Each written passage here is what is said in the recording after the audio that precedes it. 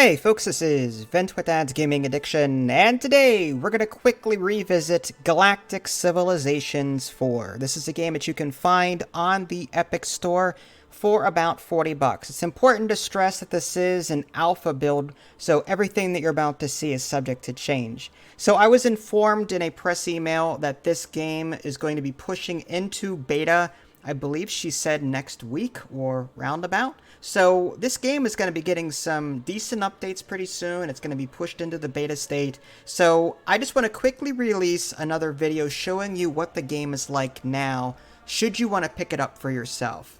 So I'm going to go ahead and just sort of redo my last video. It's going to be a lot of similar content. I'm going to take you through the various menus and what you can possibly do.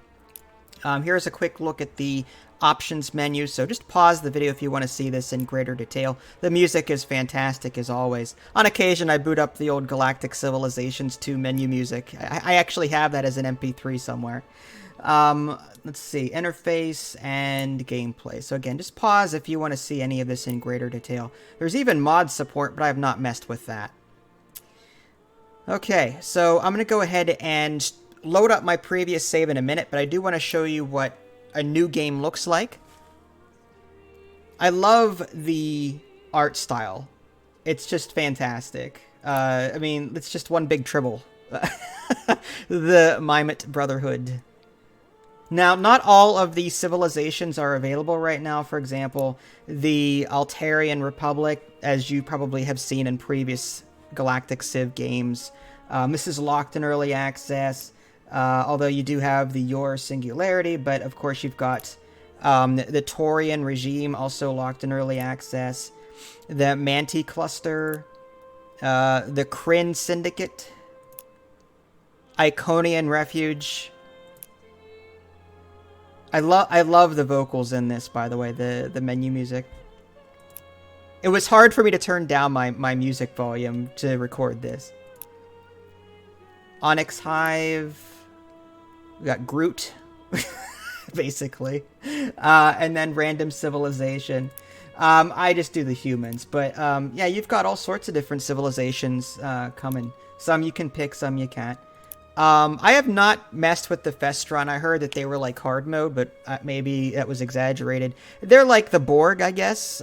They, I guess, lay eggs. It's like the aliens meet the Borg kind of thing. They lay eggs. They see other beings as hosts for their eggs. Yeah, they're nasty. If you want to customize, just hit customize on the bottom right-hand corner. Would you like to use your last custom faction setting? Sure. So, yeah, just again, pause if you want to see this, but you can sort of choose your points here. Green being really good, red being really bad. If you pick a green or blue trait, then your points go down. If you choose yellow or red, it goes back up to indicate that you're deficient in something and need to balance it somewhere else.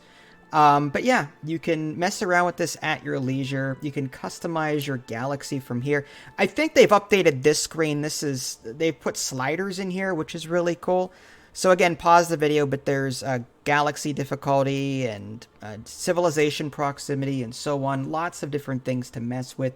Victory options from here, conquest all the way down to prestige. That's awesome. And finally, opponents. I suggest for your first game doing maybe one or two opponents on beginner. You can actually choose the level here. There's beginner, easy, normal, gifted, genius, incredible, and godlike. Do beginner if it's your first time playing a game like this. It's very easy to get overwhelmed. And then it says start game down there. So what I am going to do instead, I am going to go ahead and just load my save. Here we go. I've been playing tonight for about an hour and a half. So I'm not too far ahead. I haven't actually met any other civilization yet.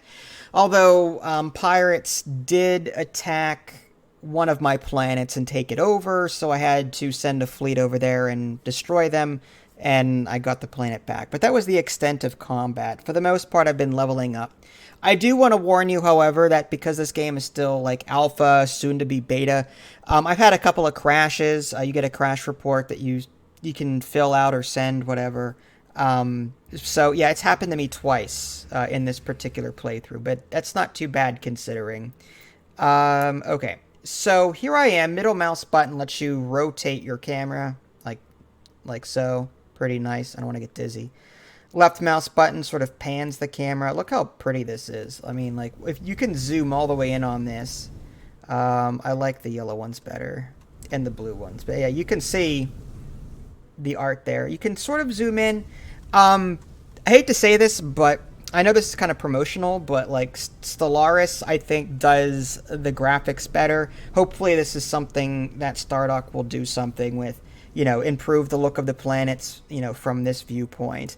In Stellaris, you could actually see the solar flares, and you could see actually the little details of the hot spots on the star. I found that really nice and mesmerizing. This game is a bit less graphical that way, but still, it's nice to look at. I love the background too. You start off in this circle of sorts. Again, you can sort of customize that a bit. I've got 1, 2, 3, 4, 5, 6, 7, 8, 9, 10 planets at the moment, and they all feed into Earth. That's something that took me some getting used to. In previous any Civilization 4X game, typically you have to micromanage these places. Stellaris, again, you did sort of micromanage to some degree, but some of it was automated as you created little factions or whatever they were called. I don't remember. I haven't played Stellaris in quite some time. But you created like little sections or regions that they would automate. In this game, you have a governor on Earth, and everything that you capture feeds into it until you assign a governor somewhere else. So that's one of the main differences here, I think. Just to take you around the interface, upper left-hand corner, you've got your science. Like, you can choose between one of 5 different technologies. You can refresh your selection, but it increases the research time. So I typically don't do that if I can help it. There's the tech library in the bottom left-hand corner. Well, I clicked it. There it goes. So there's sort of a library of sorts. You can filter on the top through various things. Again, there's a lot here, so I don't want to like take too long doing that. But yeah, upper left-hand corner is your science, and then on the very top you've got your resources, weekly income, control. Control is another resource that you can use to do various things. Let's say you want to try and reduce crime on your planet. Spend 50 control to reduce your crime by 3 to 18% or whatever. Also on the very bottom, you can also spend control under executive orders, and these are things like hold a galactic festival, or invite leaders, or elicit deals, call election, pressure scientists. That also takes control. You can construct buildings on Earth, the only planet you can micromanage, until you assign governors elsewhere to get you more control over time. On the very top, also, you've got like food, other resources, antimatter, and you'll be spending these to create ships and other things. So yeah, that's cool. Others are passive, like this economic relic, gross income colony, 5%. That's kind of nice. In the upper right-hand corner, you can see your prestige victory and other numbers, military power, faction power, and so on. There's other tabs. You can see where you stand. I'm actually second in research. I don't know how that happened. I was first for the longest time. Also second in influence at the moment, but first in everything else. Manufacturing, money, happiness, military might. Planets. You can see your planets from here. It's a quick list. Any ships you might have. Shipyards and star bases. Star bases from Galactic Civ, other games where you put little star bases down, like so, and you can even upgrade them to become more powerful. What's neat in this game is that no matter which starbase you choose, whether it be military or economic or influential, whatever, it will still grab resources that are nearby for you. So you don't have to like build one starbase that's, oh, this is economical, this will capture these, but I still want an influential starbase over here to help grow.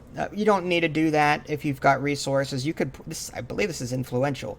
No, that's economic. Where's my, I have an influential one somewhere. It's over here. Yes, this is an influential starbase, and it's still grabbing these Durantium deposits. So yeah, that's really cool. So, what was I doing? Oh, yeah. Upper right-hand corner, we're done with that interface. On the very bottom middle, you've got some buttons. We'll just quickly take you through those. Civilization policies. You can affect your tax rate on the left. On the right-hand side, you can assign various policies to, well, your civilization. So I have cultural values. My influential growth is increased by 10% and research by 10%. But I could do eugenics if I want. It's up to you. Protect the planet. Some of these have a minus plus relationship, extreme on one end but great on the other. Some are just flat out buffs, so you do you pick what you like. You can unlock more slots over time. So yeah, that's really cool. Hit done there and then jump into data bank. If you're interested in graphs, you can just sort of check this out at your leisure. Various reports, stats. Next up, we've got leaders. Any unassigned leaders will be on the left. I can recruit more here. The number on their portrait is their loyalty. I try to pick high ones. You can see their skills here. They've got intelligence, social, diligence, and resolve. And these skills are good for various things. Ministers, for example, if you assign them to a branch of government, like the Minister of Health, so this says increases growth based on the diligence skill of the assigned minister, and diligence being the red number. So I want to hire someone with a high red number if I ever do that. I have to first unlock it via tech, but at some point I'll do that. Governors, again, everything feeds into Earth right now, but I could hire more governors and micromanage them as well. They'll be their own entities that way. You can even gift. You can fire ministers from here. This was bugged the last time I played it. I'm glad they fixed it. You can fire them, execute. Wow. Loyalty, though, you can gift them harmony crystals. I've got, 24 of those. Okay. Diplomats, no foreign players known yet. Commanders, you can assign people with a high red number skill to these, one-time use ships. If they get destroyed, that's it as far as I can tell. I haven't been able to rebuild ones that have been destroyed. But they contribute. They're military ships that are really nasty, so I do that. There's also a think tank that is coming soon. I'm curious to see what that's all about. Probably some kind of research buff, if I had to guess. Diplomacy is grayed out for me right now. I've not met anyone. Ideology, like in, say, Civilization, 4, 5, 6, you have the option two different trees, and then Innovation, 2 different trees, then Compassion, 2 different trees. And you'll be getting RNG events over time, and depending on your selections, you'll get points, and you'll go, oh, okay, so I'm earning points in Compassion because I chose this. Now, when I get a culture point, I can assign it here. For example, humility. I have 4 out of 5 points required to actually unlock this. And when I do have 5 out of 5, humility will become available. And then once I get a culture point, I can then spend it there. So yeah, it's a 2-step process. RNG, in some way, your selections will unlock these things, and then you spend culture points to actually use them. But you can see there's quite a bit. There's 7 trees and 2 each. That's 14 different trees to explore on your own. Usually they're opposites of the other, typically, but So there's that. Executive orders already showed you. You spend the control in order to hold special events. You can see galactic achievements. I haven't really messed with this too much. I've been too busy just trying to grow my civilization, but that's kind of cool there. Artifacts, I don't think I found any of those either. Oh, climate purifier, I guess I did. Minus 20% pollution, ready to activate. Okay, I'll have to mess with that at some point. We need a Ministry of Finance to trade with the Galactic Bazaar. So if you want to end up trading, you'll need to unlock more technology. Standard Forex game, for those of you that don't know anything about this. I'll just hit play real quick. Yep, turn just went. Typically, you build colony ships and you colonize planets. You can hover over planets in the environment to see their rating and their score. For example, on the right-hand side, it says Julieta. That is a Class 1 tiny planet, 5% pollution. It's terrestrial, which is great. It provides food for me. If you look above where it says Class 1, there's 5 numbers there with some icons, and that will give you a clue as to how good the planet produces, what kind of research it gives you, how much food it'll give you. And that's important because as you grow, you need food, so you don't want anyone starving. So you need terrestrial stuff every now and again. But typically, I would build a colony ship, come over here and colonize this area. That's also a good one. Julieta 3. I should really look into colonizing this. You can also bring miners over to these asteroids, and they'll start mining asteroids. I think I might actually have a miner over here. Yeah. Okay, but it has to be within your influence. I cannot take this yet because this blue shade area of control is not encompassing this. So I'll just, for the moment, bring this over here and just start mining that out, and that'll contribute to production, I believe. As far as like shipbuilding and the like and planet building, if I double click on Earth again, this is standard typically of Galactic Civilization games. The UI is a bit different though. On the left, you can enact various orders that you spend control points, like seize goods, -4 control, but you get 200 credits. You also lose some approval there. You can hold a festival if you want. Status report there, planetary inputs and outputs. On the right, you can upgrade if you can. Like if you've researched new research tech buildings, then you can upgrade them all from here. That's cool. You can see your citizens up there, your queue on the bottom, all that good stuff. If you click on a tile, you can actually see the bonuses that you would get for putting something there. It's the little yellow number, that little 2. So if I put that financial district here, I'll get a bonus. So I'm trying to put all like buildings together if I can.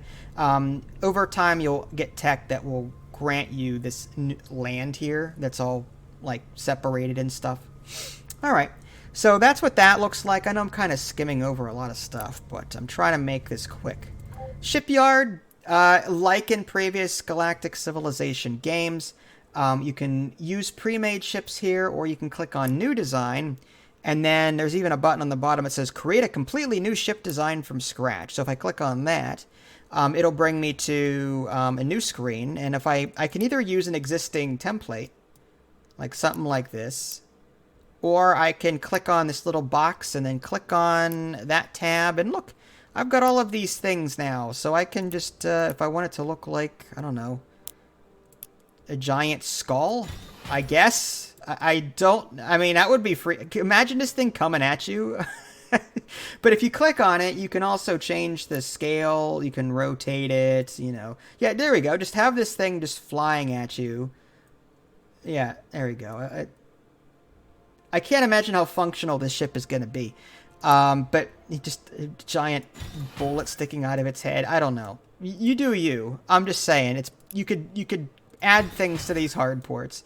So yeah, if you actually want to make the ship functional, this is all static. There's an equip tab on the very top, and you can cycle through 5 different tabs. There's thrusters, there's weapons, defenses, various modules like probes and colony modules and sensors and hull point augments. On the upper right, you can see your inventory. So you can only assign 2 of them. So, you know, you could do that one and that one, but oh look, this ship is now full up. This ship is gonna die quickly. I'm just saying. But you can see the stats change in the upper right as you do these things. But I'm gonna cancel that. But you get the idea. You can actually create your own ships, or you can use the pre-mades. So there you go. I just wanted to quickly give you a brief look at what you're getting should you decide to pick up the game now. Again, it's about $40 on Epic right now. Again, beta next week. So I don't want to play this too much and risk losing all of my progress. So I might just call it here, come back to it in a week, and see what's new. If you guys haven't already, subscribe on Twitch and YouTube. That way you can stay up to date with any new content I happen to publish. This is Vince. Thanks for watching, and I'll catch you next time.